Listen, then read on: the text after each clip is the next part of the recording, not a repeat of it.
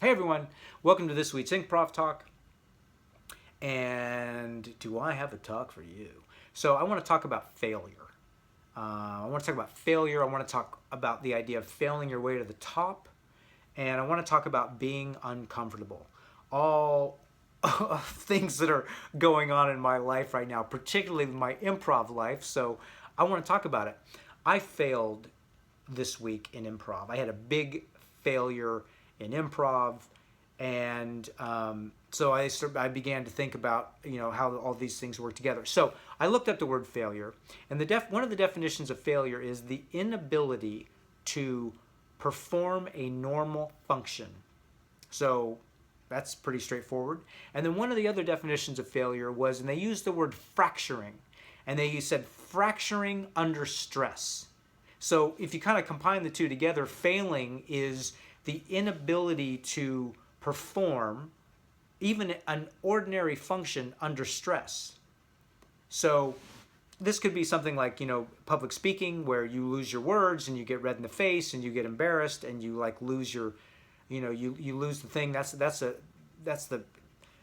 a failure in a way, because you're the inability to perform. Now, really, I don't think we're afraid of failing. I think it's what's behind failure, which is the shame, the humiliation, and the guilt. So if we didn't have shame and humiliation, failing our way to the top would be easy.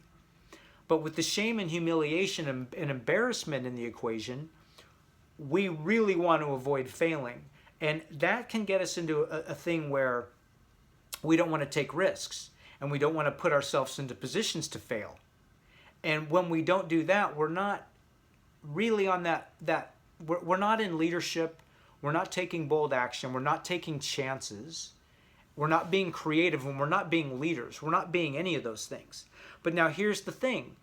Being a creative and a leader and an innovator, that sets you up for failure. Why? Because you're bringing something, you're leading, you're bringing something new in, and your risk of embarrassment and humiliation and shame goes up.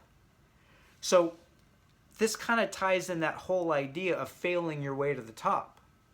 So, when I had my improv scene the other day, it was so horrible. I'm like, maybe I'm not cut out for this. Like maybe that was really uncomfortable. Like being in that position, being the deer in the headlights, not knowing how to play it, kind of being humiliated. That was really, really, really uncomfortable for me. And it was a fail. Maybe I should go a different direction. But I don't think you can hide from it no matter where you are in your life. If you want to be leading, innovative, creating, and moving your life, expanding your life and your story, you have to be putting yourself in the line of failing. And then behind that, the embarrassment and the shame. So I was teaching some teenagers tonight in improv. And I actually was getting involved with a couple of the exercises. There were two teachers, and I was playing with the teens when the other teacher was instructing the drill.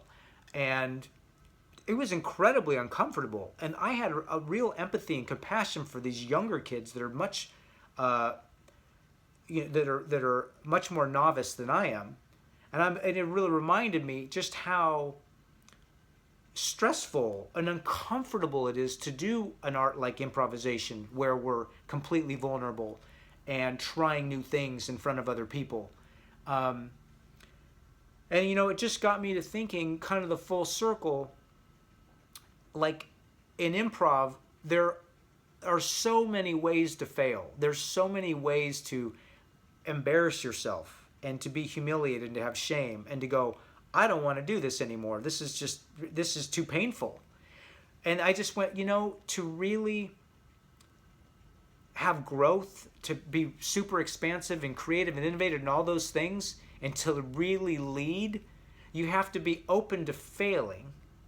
And you do have to fail your way to the top and get comfortable with the humiliation and the shame. And so to sum it all up, the idea is to start congratulating ourselves for failing and for taking the risk in the first place and leading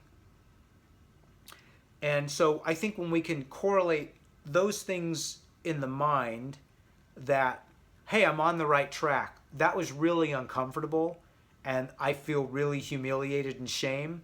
But we also get great feedback from that. So goodness gracious, how much wisdom is there in this improv freaking video? So I'd say dare to fail, like they say in improv.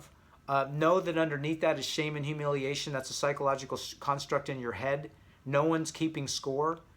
I'm taking my big failure and trying to use it as a growth opportunity. Like, okay, I don't want that to happen again. Not because I don't want to fail, but because I want to succeed. But I had to get the feedback from failing is much more powerful than the feedback from success. So I tell you what, improv is a great way to have to be bold, spontaneous, innovative, creative, and deal with how uncomfortable that is, and deal with the failure, and then keep going back. So we're going to be doing it this Saturday, everyone. I hope that makes some sort of a sense. Some sort of a sense. There you go. All right, class this Saturday. Come join me.